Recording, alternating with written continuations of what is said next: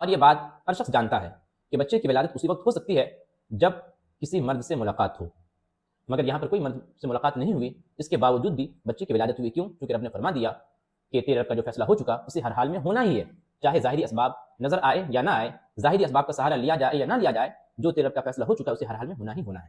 چنانچہ حضرت مریم سے حضرت عیسیٰ کی ولادت ہوئی۔ تو آپ نے دیکھا کہ جو اللہ رب العزت کا فیصلہ ہو چکا، جو رب نے حکم فرما دیا ہے، اسے ہر حال میں ہو کر ہی رہنا ہے۔ ان ھذا عدو لک ولزوجک، آدم یاد رہے یہ شیطان تمہارا بھی دشمن ہے اور تمہاری بیوی کا بھی دشمن ہے۔ فلا یخرجنکما من الجنہ، ایسا نہ ہو کہ وہ تمہیں جنت سے نکال دے، فتشقا، پھر تم مشقت میں پڑ جاؤ۔ مشقت میں کیا پڑو گے؟ تمہیں دنیا میں آنا پڑے گا، دنیا میں آؤ گے پھر روزی روٹی کے لیے دوڑ بھاگ کرنے پڑیں گے، یہاں وہاں جانا پڑے گا۔ السلام علیکم ورحمۃ اللہ تعالی وبرکاتہ۔ نحمده ونصلي ونسلم على رسوله الكريم، اما بعد فاعوذ بالله من الشيطان الرجيم، بسم الله الرحمن الرحيم، وكان امر الله مفعولا، صدق الله العظيم وبلغنا رسوله النبي الكريم، ونحن على ذلك لمن الشاهدين والشاكرين، والحمد لله رب العالمين۔ من علينا ربنا إذ بعث محمدا، أيده بأيده أيدنا بأحمدا، أرسله مبشرا وأرسله ممجدا، صلوا عليه دائما صلوا عليه سرمدا۔ اللهم صل على سيدنا ومولانا محمد وأنزله المقعد المقرب عندك يوم القيامة، صلاة وسلاما دائما عليك يا رسول الله، صلاة وسلاما دائما عليك يا حبيب الله، صلی اللہ علیہ وعلی آلہ واصحابہ وسلم۔ محترم ناظرین، اللہ رب العزت کا ارشاد عالی شان ہے وَكَانَ أَمْرُ اللَّهِ مَفْعُولًا، اور اللہ رب العزت کا جو حکم ہے وہ ہو کر رہنا ہے، یعنی اللہ رب العزت نے جو حکم کر دیا ہے، جو فیصلہ سنا دیا ہے، جو تقدیر میں لکھ دیا ہے، اسے ہر حال میں ہو کر رہنا ہے، اس میں کسی قسم کی کوئی گنجائش نہیں ہے۔ آج میں آپ کے سامنے قرآنی آیات کی روشنی میں اسی بات کو پیش کرنے کی کوشش کروں گا کہ جو حکم رب ہو گیا، جو اللہ رب العزت کا فیصلہ ہو گیا، اسے ہر حال میں ہو کر رہنا ہے۔ آئیے ہم اصل مقصود تک پہنچنے سے پہلے اسی قرآنی آیت کی روشنی میں ایک مثال دے کر سمجھاتے ہیں، پھر ہم اپنے اصل مقصد تک آئیں گے۔ چنانچہ 16ویں پارے میں سورہ مریم میں حضرت مریم رضی اللہ تعالی عنہا کے حمل کا واقعہ ہے کہ وہ حاملہ ہوئی، پھر ان سے ایک بچے کی پیدائش ہوئی۔ حضرت جبریل علیہ السلام ان کے پاس آتے ہیں اور انہیں خوشخبری سناتے ہیں کہ تمہیں ایک بچہ ملنے والا ہے۔ چنانچہ ارشاد ربانی ہے انما انا رسول ربک لأہب لک غلاما زکیہ، میں تمہارے رب کا قاصد ہوں، میں تمہارے پاس آیا ہوں تاکہ تمہیں ایک صاف ستھرا بچہ عطا کروں۔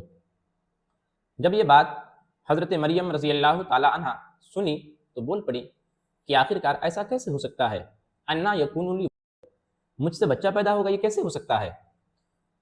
ولم یمسسنی بشر ولم اک بغیہ، نہ مجھے کسی مرد نے چھوا اور نہ ہی میں بدکار عورت ہوں۔ جب میں عورت ہوں، مجھے کسی مرد نے چھوا نہیں، کسی مرد کے ساتھ میری ہم بستری ہوئی نہیں، تو آخرکار مجھ سے بچے کی ولادت کیسے ہو سکتی ہے؟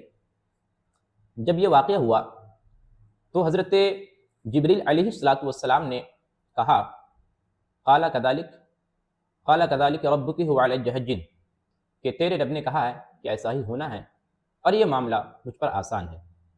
وَلِنَجْعَلَهُ آیَةً لِلنَّاسِ وَرَحْمَةً مِنَّا، یہ ہم اس لیے کر رہے ہیں تاکہ لوگوں کے لیے ایک نشانی ہو جائے اور ہماری طرف سے ایک رحمت ہو جائے۔ وَكَانَ أَمْرًا مَقْضِيًّا، اور یہ رب کا فیصلہ ہے جسے ہر حال میں ہونا ہے۔ بالآخر ہوا وہی کہ حضرت مریم رضی اللہ تعالیٰ عنہ حمل سے ہوئی، پھر آپ سے ایک صاحبزادی کی پیدائش ہوئی جنہیں ہم حضرت عیسیٰ علیہ السلام کے نام سے جانتے ہیں۔ محترم سامعین، آپ نے دیکھا کہ حضرت مریم رضی اللہ تعالیٰ عنہ ہے، ایک خاتون ہے، اور یہ بات ہر شخص جانتا ہے کہ بچے کی ولادت اسی وقت ہو سکتی ہے جب کسی مرد سے ملاقات ہو، مگر یہاں پر کوئی مرد سے ملاقات نہیں ہوئی، اس کے باوجود بھی بچے کی ولادت ہوئی۔ کیوں؟ کیونکہ رب نے فرما دیا کہ تیرے رب کا جو فیصلہ ہو چکا اسے ہر حال میں ہونا ہی ہے، چاہے ظاہری اسباب نظر آئے یا نہ آئے، ظاہری اسباب کا سہارا لیا جائے یا نہ لیا جائے، جو تیرے رب کا فیصلہ ہو چکا ہے اسے ہر حال میں ہونا ہی ہونا ہے۔ چنانچہ حضرت مریم سے حضرت عیسیٰ کی ولادت ہوئی۔ تو آپ نے دیکھا کہ جو اللہ رب العزت کا فیصلہ ہو چکا، جو رب نے حکم فرما دیا ہے، اسے ہر حال میں ہو کر ہی رہنا ہے، چاہے انسان کچھ بھی کر لے۔ حضرات، اگر یہ بات آپ کے سمجھ میں آ چکی ہے، اب آئیے ہم آپ کے سامنے قرآن آیت کی روشنی میں ایک بات اور بتاتے ہیں آپ کو کہ جو رب کا فیصلہ ہے اسے ہر حال میں ہونا ہی ہونا ہے۔ چنانچہ اللہ رب العزت نے حضرت آدم علیہ السلام کو پیدا فرمایا۔ اس کا تذکرہ پہلے پارے کے شروع میں بھی ہے، 8ویں پارے کے نصف پر ہے، اور 16ویں پارے کے آخر میں۔ 3 مقام پر حضرت آدم علیہ السلام کے واقعہ کا ذکر ہے، جہاں پر آپ کی تخلیق، مسجود ملائک اور ابلیس شیطان کے سجدے سے انکار کرنے کا واقعہ مذکور ہے۔ آپ دیکھیں تینوں مقام پر کچھ مختلف انداز میں باتیں بیان کی گئی ہیں۔ 16ویں پارے میں جو واقعہ بیان ہوا وہ 19ویں صفحے کی آیت کریمہ ہے۔ ارشاد ربانی ہے، وَلَقَدْ عَهِدْنَا إِلَىٰ آدَمَ مِن قَبْلُ، اور ہم نے اس سے پہلے آدم سے تاکیدی حکم دیا تھا تو وہ بھول گئے، وَلَمْ نَجِدْ لَهُ عَزْمًا، اور ہم نے اس کا قصد نہ پایا۔ وَإِذْ قُلْنَا لِلْمَلَائِكَةِ اسْجُدُوا لِآدَمَ، اور جب ہم نے ملائکہ سے کہا تھا اسجدوا لآدم، تم سب کے سب آدم کو سجدہ کرو، فسجدوا الا ابلیس، سب نے سجدہ کیا، صرف ابلیس نے سجدہ نہیں کیا اور اس نے انکار کر دیا۔ محترم سامعین، اس کے بعد ایک نیا واقعہ شروع ہوتا ہے، وہ یہ کہ اللہ رب العزت حضرت آدم علیہ السلام کو جنت میں رکھ دیتا ہے اور ان کے ساتھ ان کی بیوی بھی رہتی ہیں۔ اس موقع پر اللہ رب العزت نے حضرت آدم علیہ السلام کو 2 باتوں کی طرف ترغیب دلائی تھی۔ اس واقعہ کو امام رازی رحمۃ اللہ علیہ نے اپنی مشہور تفسیر کبیر میں بیان کیا ہے۔ اللہ رب العزت نے کہا، آدم، اگر تم دوام راحت چاہتے ہو، ہمیشگی کی راحت چاہتے ہو، پرسکون زندگی چاہتے ہو، انتظام معیشت سے بالکل بے فکر رہنا چاہتے ہو، کھانے پینے کی فکر سے بالکل آزاد رہنا چاہتے ہو، ہر چیز سے اگر تم آزاد رہنا چاہتے ہو، عیش والی زندگی گزارنا چاہتے ہو، تو جنت میں رہو، مگر ایک بات یاد رکھنا، یہ شیطان تمہارا کھلا دشمن ہے، اس سے بچ کر رہنا۔ چنانچہ ارشاد ربانی ہے، فقلنا یا آدم ان ھذا عدو لک ولزوجک، آدم یاد رہے یہ شیطان تمہارا بھی دشمن ہے اور تمہاری بیوی کا بھی دشمن ہے۔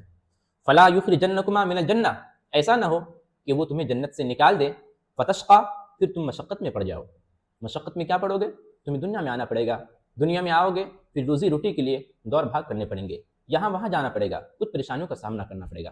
آدم یاد رہے، اگر تم عیش والی زندگی چاہتے ہو، انتظام معیشت سے بالکل بے فکر رہنا چاہتے ہو، تو اسی جنت میں رہو، مگر یاد رہے شیطان سے بچ کر کے رہنا۔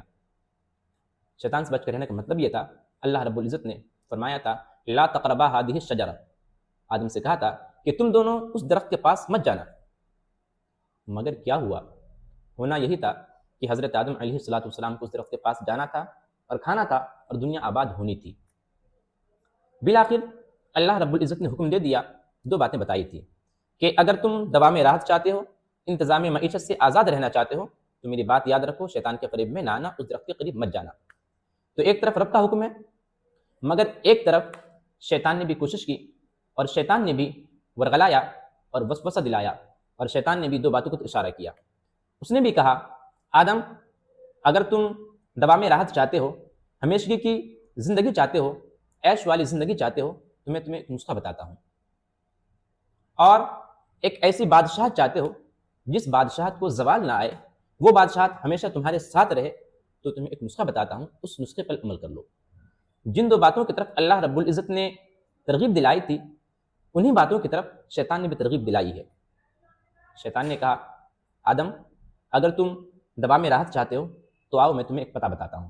چنانچہ ارشاد ربانی ہے، فوسوس الیہ الشیطان، شیطان نے حضرت آدم علیہ السلام کو وسوسہ دلایا اور بولا، یا آدم، هل ادلک علی شجرۃ الخلد، اے آدم، کیا میں تمہیں ایسے درخت کا پتہ نہ بتاؤں کہ اگر اس درخت سے تم کھا لو تو تم ہمیشہ جیو گے، تمہارے ساتھ ہمیشہ اچھائی رہے گی، تم ہمیشہ عیش میں رہو گے۔